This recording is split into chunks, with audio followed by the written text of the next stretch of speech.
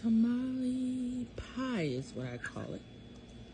It's chicken tamales with 2 kinds of salsa, cheese, of course, and onions. I usually put avocados and tomatoes on it as well, but I just didn't this time, and there's no reason. I do have them in the refrigerator.